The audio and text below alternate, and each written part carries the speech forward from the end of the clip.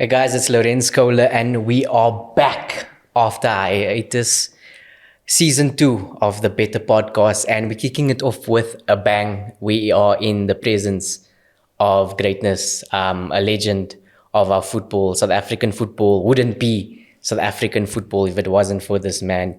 Influential in many ways, started his own club, produced some of our greatest players, added to his legendary status as a footballer, and credited for creating managers as well, some of our most exceptional, successful managers.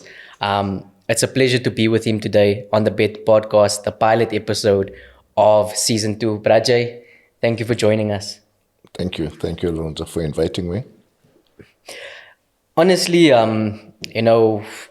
we had a session with you as the media. You were announcing your Lucas Batteries partnership. It was an amazing achievement for a team that's in the ABC Motsepe League to have that pulling power. When Jomo calls a presser, we come because we understand that you are still a relevant, huge brand to this country. But just to start off, I have to address this. You said many things in there that maybe touched nerves of Pirate supporters. I'm not sure if you saw the reaction. Some people were saying you were disrespectful. Some people were saying you are within your rights to say whatever you want because you're Jomo Sono. For others who don't know what I'm talking about, we were discussing the number 10 jersey and who is worth wearing it and things like that. So just what was your reaction seeing how people, either said you were right and the majority were kind of even, going at you? Every human being has got a right to raise his opinion. Football is an opinion game. Mm-hmm. And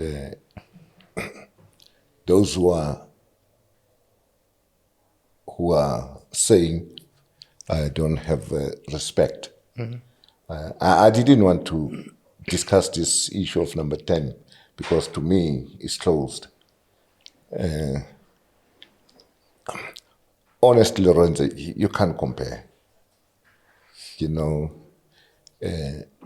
doesn't matter how much you hate Jomo Sono, but you can't compare. Come on. Yeah. I'll give you two incidents whereby you cannot compare. I'm not mentioning any player. I'm saying you cannot. I'm talking about the greatness of that person who was wearing jersey number 10. Mm. That person who was wearing jersey number 10, at the age of 15, he was the youngest professional soccer player in South Africa. At the age of 15, he scored his first goal. At 15. I'm not saying 26 or 27. 15, I scored my first professional goal. At the age of 17, he flew out of the country to go and play for Sporting Lisboa in Portugal. So I closed it there, 15 and 17. Now, you want to compare me with people who are 27, 28.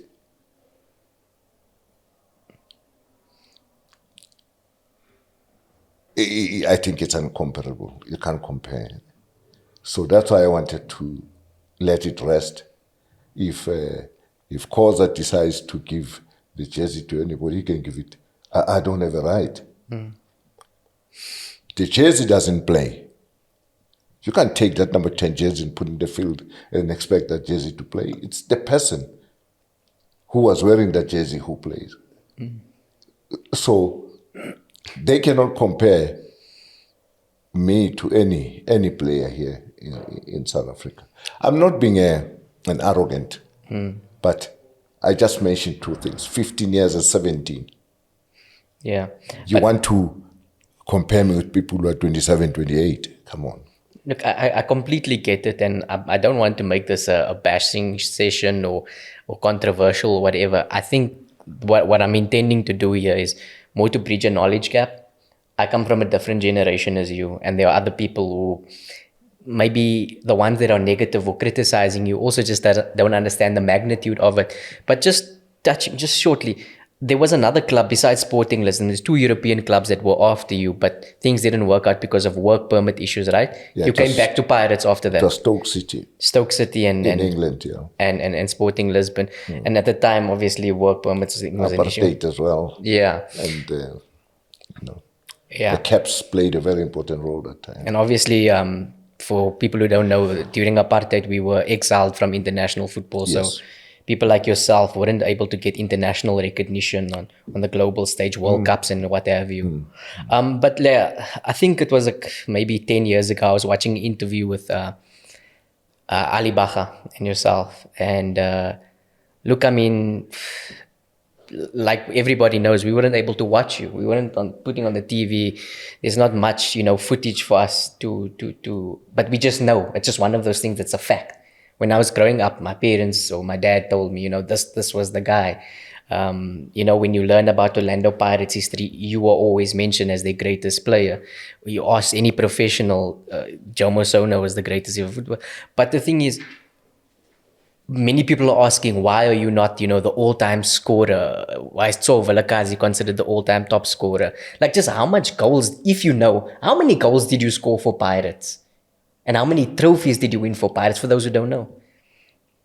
I won a lot of trophies for Pirates. Yeah. I scored a lot of goals for Pirates. You said you scored 58 goals in your first season. Yes. So you can count from there. And I remember we were playing against a team in PE. I scored 13 goals in one game. When we played for the first South African 11, I scored 4 goals. One player scored 4. We were playing against Argentina. And SASCOC, International Committee, they were all there because that time they were trying to get South Africa back. Yeah. So they invited Argentina to come to South Africa. And was at the time Argentina one of the top teams? Oh, yeah. And we beat them for Ace and Twilling scored the other goal. I scored a lot of goals.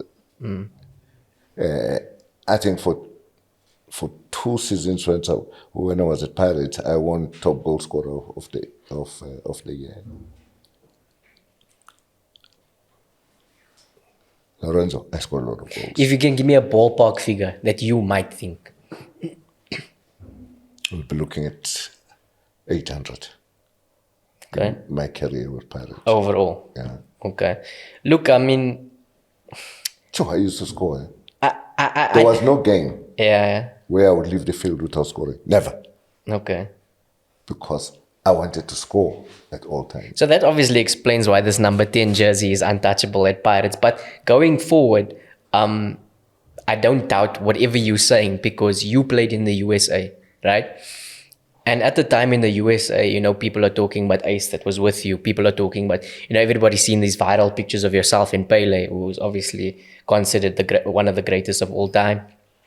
Scored 900 to 1,000 goals and things like that. But at the time as well, there was Franz Beckenbauer. They were great players. There was Carlos Alberto. There was Rudy Kroll, former Pirates coach. George Best. George Best. Rodney Marsh.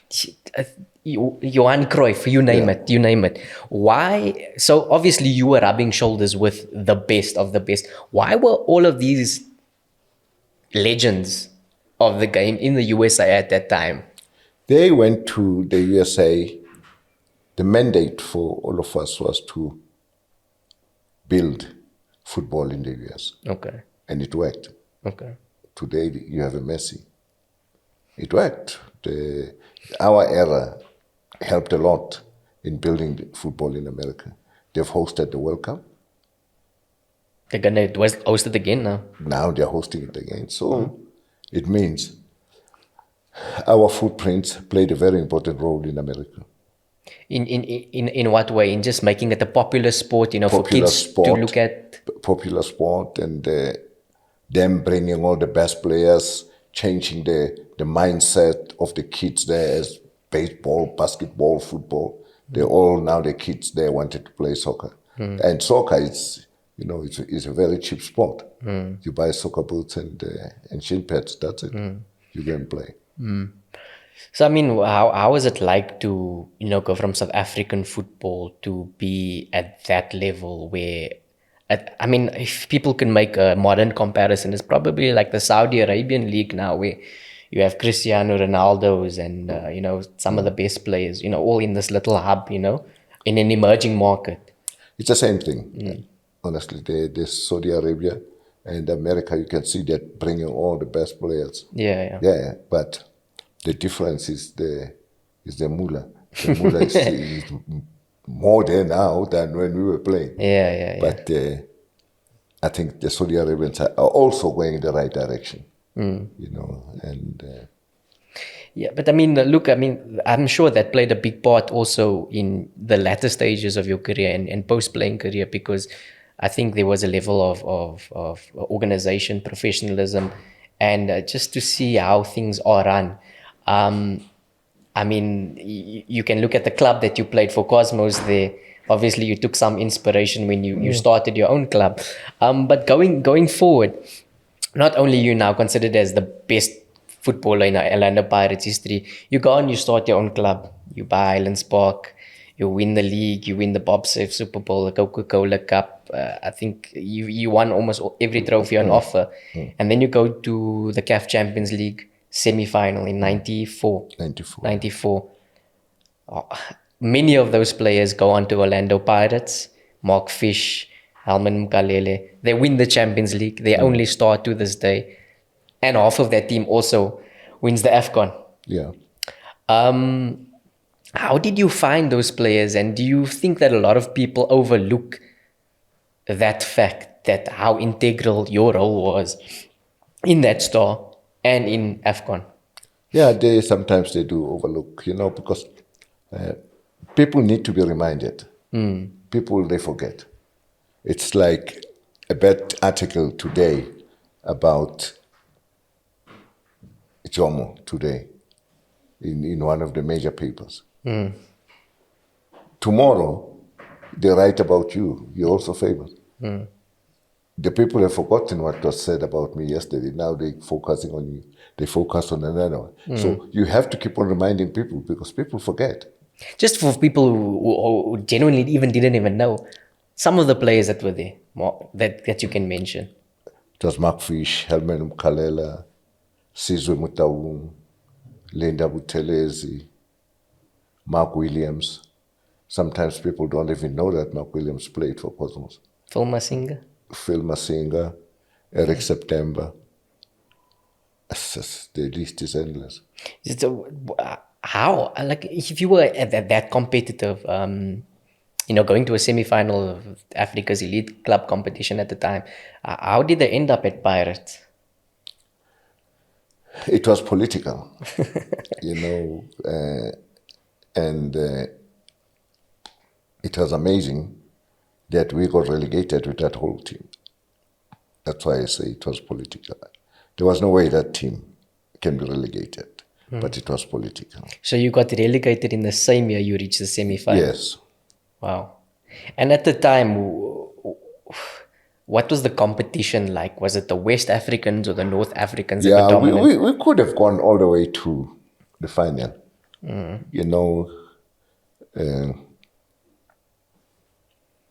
And when we got to Ivory Coast, it was trouble there, ASIC Mimosas? Yeah. I think it's because when we were in Ivory Coast for the AFCON, they were speaking about Pirates and about your team. Yeah, I think there was the two top clubs was ASIC Mimosas and Africa Sports. We played Africa Sports in the semi-final, and the guy who owned Africa Sport was married to the daughter of the president of Ivory Coast, so no chance. Yeah. But for us, for my players, that's why it was a good experience. That's why it was easy for them to play in Ivory Coast and win it the next time around for Orlando Pirates. It was easy. They've been there. So like in the modern era, do you think the same rule applies? To be competitive or to win the Champions League, you need players who've had that experience in the latter stages Yeah, of the competition. Definitely, you need players with experience in that competition. Definitely, you need them. So you think that's maybe where some of our teams are falling short, like not Yeah. having that. Yeah, falling short, and also they're traveling. But Also, at that time, how was the traveling that time? Like, I actually want to recall, like, how was that it experience was for you bad. It was guys? bad. I remember one time we stayed at the airport for 13 hours. 13. Yeah, so the traveling takes its toll. But now it's better because they are private planes. People can just book a plane and fly out and fly back. Look, moving on. I read a story of Matsalani. I'm sure you know him quite well, projects, and he said that the PSL top flight is poorer without you in. And at the time, I didn't clearly understand what he meant, and I think I understand now. Is that you've always been somebody that is unfiltered one and that can back the things that you are saying. For example, and we in an era now where many coaches are they're scared to say the things that you say out straight. And you bring definitely not from a brand perspective, from just engaging with the media. You're always available to us, and I kind of see a lot of that in Coach Pitso as well. He's like a chip of the old block. Like he's literally exactly the same as how you are. Just like do you note that influence? Do you see a little bit of yourself when you look at Coach Pitso? Yeah, I do. Arrogant, pompous, and I can relate a story where I saw that this kid will go far away in football and in life. We were playing Kaiser Chiefs. I was still playing at Ellis Park. I was wearing number 10, please. No any other number. And the Chiefs had a goalkeeper, a white keeper called, I don't know his first name. I remember his last name was Lorenz. And they played him against us here. And packed. The stadium was packed. We got a dead ball just outside the box. It was on the right. So I told the players, I said, no, don't bother, just leave it. This white, he won't touch this one. And I bent it around the wall, it went in. He collided with the goalpost, trying to save it. He got injured. The game was stopped for a few minutes for him to recover. And then we played, and we played. Chiefs equalized. With about 5 minutes to go, we got another dead ball just outside the box. And I said to the players, go and wait for me in the center. Go. Yeah. You won't save this one again. Yeah. You won't believe. As I was talking to the players, the only player who didn't leave was Pitso. He stood there. He stood with you in the for the free kick. So when I turned my head, he just blasted. He took a shot. Straight top corner. I was just about to strangle him. Yeah. But the ball is in the net. What do we do? Yeah. I have to celebrate with it. Yeah. And after the game, I asked him in the dressing room, but why you did it? What if you had missed? He said, no, I wanted to prove a point to you that what you can do, I can do. And I saw something in him on that particular game. He was very outspoken. Peter. Yeah. Very outspoken. Even that time. Yeah, he was very outspoken. Young as he was, he very, very outspoken. And not that he was speaking sense sometimes he talked nonsense, but he was very, very outspoken. Would you say, I can ask him this as well, but would you say if there was no Jomo, there would be no Pitso of who he is today? Because you discovered him, but personality-wise... Yeah, I think it's true. Because I used to train with Pitso in the morning. Every morning we used to train. After training, we used to sit and discuss and talk about life and football in general. So I think he picked up a lot of things from there, because there were 2 players I took from Soweto. Another one was Black Sunday Masekela. They were very 2 good friends. So those are the 2 I took from that team, Rockville something. And I'm proud to see what he's achieved. Did you expect that back then? Like that he'd become a coach? No, Lorenz, it's so funny. We played Super 8. There was a cup here in South Africa. Is it a Super 8 or Yeah, like Super before 8, that? Super 8. Yeah. That's the problem. I won so many trophies, I even forget. We were playing Super 8 in Petersburg. Super Sport qualified for the final versus Jomo Cosmos.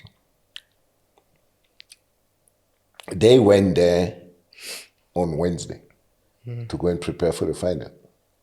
They had money, they had TV. We didn't have money. We can't go to stay at the hotels for a week. So the league paid for us to arrive there on Friday. We went there on Friday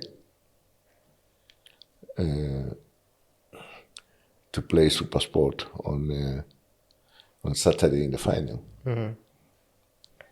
We had a fight. People think we never had a fight. During the game? Yeah, during the game, because I packed the bus purposely. And I played man for man. Every time they cross the halfway line, I play man for man. You don't leave him until he falls down. And that time, Cosmos was very physical. We used to kick the shit out of people, That's something he hates still to this day. Huh? That's something he hates still to He this hates day. it, I know. When the people are parking the bus against I you. packed it. He was so upset. And he was busy shouting at me. What kind of football is it? That. I kept quiet because I knew. With my experience, I was winding him. Yeah. I got him where I wanted him. They were not concentrating him and the late Thomas Marikaki. Their main concern was me. Yeah, not the game. And then let me tell you, we played with 1 striker. I tell you, if you paid money, you would have asked me to give you back your money. Because we just blocked everything. Yeah. Low block, high block. We forced him to go wide. So you can cross, it's all right. 90 minutes finished. We're going to extra time. I thought Pitso is going to coach his team. He didn't coach his team. He was attacking me. And I told my assistant, I said, we got him now. That's why we want him. Let him concentrate on us, not his team. We went, penalties. The people didn't have to sit here and watch this nonsense of penalties. I kept quiet. I knew my keeper will save them. Yeah. And he saved 2. We beat them in the cup. I didn't say anything to Peter. There was no handshake, well done. No, I just left. And I'm sure after that he had a lot to say. After 2 days we met because his house is not far from my house. So we met at the restaurant there. We started laughing about it. And I told him, I said, those were my tactics. Yeah. And I'm sure he understood. He understood later to say, oh. Look what if you see what he's achieved. He's won 3 Champions League titles. What would you like to see him still do as a coach, or even beyond that? I think, to be honest, he must make, at his age, he must make his own decision now. He knows what he wants. I think he's achieved everything. As a player, great player. As a coach, great coach. Money in the bank, plenty money in the bank. I think he will be doing it more for fun now. Yeah. You know, he's got his own school, which is doing well. I think he's achieved almost everything. I think a lot of people are expecting that school and that academy system to one day translate into an actual professional football club one day as well. He will. I'm telling you, he will. I have a feeling he's going to go for a professional team one day. Laying the foundations, Yeah. perhaps. Yeah. Look, I mean, staying on this coaching narrative, I mean, something that we didn't even touch on is that you coached Bafana as well. You took us to a World Cup 2002, AFCON as well. I think you finished second place against Egypt in 90. Not sure what year it was. But you know, a lot of people. We also won the Four Nations Cup. Yes, the Four Nations Cup. But a lot of people were saying that that was like a kind of a golden generation. What we had Lucas, we had Benny, we had Mark, some of the players that you coached as well. Would you say that that team achieved what they needed to, or do you have any regrets looking back and saying, yo, that was... No, they achieved what they had to. You know, the 80% of that team was playing overseas. Yeah. You know, so to coach a local and coach an overseas player is too different. Why? It's easier for an overseas player to grasp what you're telling him quickly. With a local, you have to tell him maybe 3 times, you know, before he understands. And these guys, when they're overseas, they are professionals. They just live for football. That's all. I mean, a lot of people also credit you for your amazing scouting, obviously, because you've discovered so many players, Pitso included. But how does scouting work for you at Jomo Cosmos? Even let's say today, how does scouting work for you now? Because even now that you're in the NFT and in the ABC Motsepeli, if I go look and I Google one of these players that at a mid-table club or whatever, the PSL is still full of Cosmos players. Yeah, I think there's a lot of players from Cosmos in the PSL. We have scouts, you know, Bushbuck Ridge, Petersburg, people we're working with, and they just recommend a player. And then when they invite me, and then I drive there to go and have a look at the boy, because sometimes what some of the scouts, what they discover is trouble. It's more dangerous. Yeah. You know, I remember I drove from here to Kiani. This scout of mine was raving about this boy. Joe, he never stopped. And he was saying this boy is better than all the players I've discovered. Okay, one morning I said, what time are you playing? I took my car and I drove. But what I normally do, I just get a fixture for 3 weeks. I don't tell him when I'm coming. Yeah. So I just come there, just sit. Because sometimes, if the kid knows Stage fright. that Jomo is here, the kid can't play. Yeah. You know, he's scared to make mistakes. Yeah. And I went there and I sat there. After the game, I asked the guy, what number was the player? He gave me the number. Send him to Chiefs or Pirates or Sandals. Yeah. For me, it's a bad player. But if He's a very bad player. I can't take him. is that recently? No, yeah, recently. Because you have to be honest with a scout. You know, you don't tell the boy, you tell the scout to say no. But in that raw scouting missions, was there? Can you recall anyone or any player in one of those scouting missions that you looked at and you were like, wow? Over the course of owning a football club. Aaron Mokwena, it was unbelievable. Aaron Mokwena, when he first came to training, they said he was 16. Was he? 16. Was he? 16, I've answered.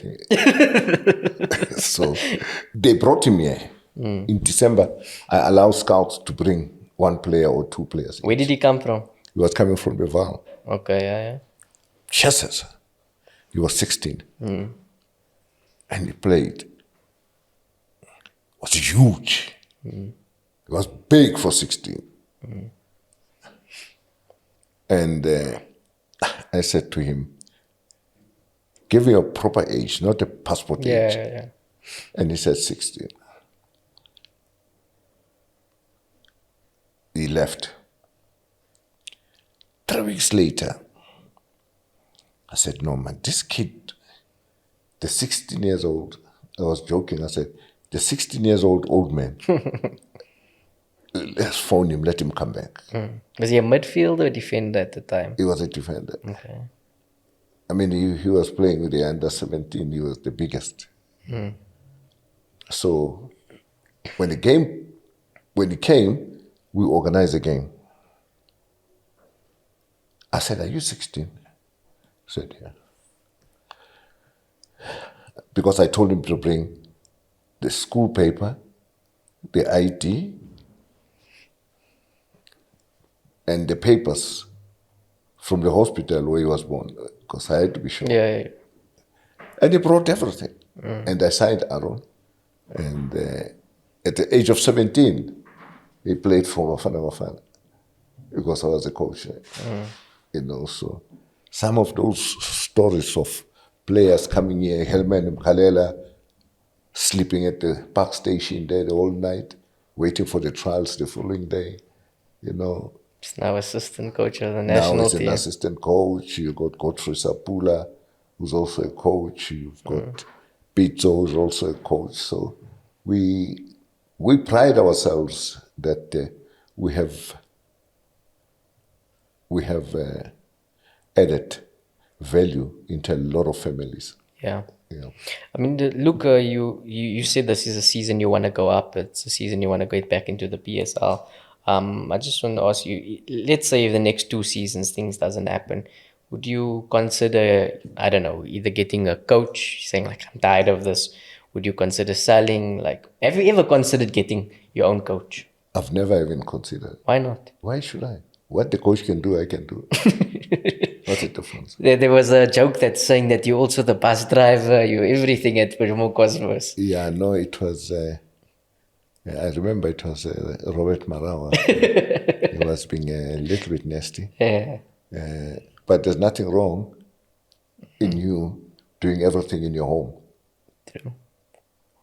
If I find you washing dishes in your home, is it a sin? It's your home. Not necessarily, yeah. If I'm cleaning the toilet in my house, is it a sin? No. If I cut grass at the academy, is it a sin? I can cut grass. It's my place. And to be honest, I can't even start a bus. I wish I could, but I can't even start a bus. I can only drive automatic, finish. I can't even drive a manual. But you can park it for pizza. Huh? You can park Oh yeah, it the bus I can park. I just park it there, leave it. But Jomo, look, I've really enjoyed, this very insightful conversation having with you, and I'm sure we will have the original number 10 back on the Bettor Podcast. But yeah, there's millions of stories that you can share with us from, past, present, and even the future. He promised that there's going to be some things that's rocking South African football in the future that we might have to keep an eye on. But yeah, Jomo, it's a pleasure to have you to pilot this new season, and I'm sure that we'll have you back, and all the best for the future. And IBC Motsepe League starts next week. Yeah, you know what to expect, eh? But I wish you the best of luck in your career as well. Your positive reporting is very, very crucial in building this sport, because this sport is a sport of millions, and we need positive reporting in the game, about the game, and outside the game. We need that big time, so that our kids can also look forward to playing this game. Sometimes when you're a person like myself, you get disappointed, you get hurt when you see the amount of partnership rugby is getting. School, national. But when you go to us, if you look at the PSL, only maybe 4 teams have got a spot. So there must be a question which we have to ask ourselves as to why. You look at varsity football, it's getting all the sponsors. So we need to sit down and ask ourselves and say, why is that? But the answers will come in future. In future, I don't know when.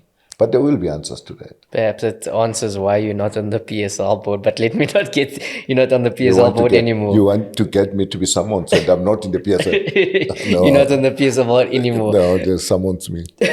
But yeah, let's just leave it at that, Yeah. guys. Like I said, we'll definitely have you again because there's so much knowledge that can impact the future generations and even the current generations now. But yeah, guys, thanks for tuning in to the first episode of season 2 of the Bettor Podcast. And don't forget to like, share, and subscribe, and visit 10bet.co.za.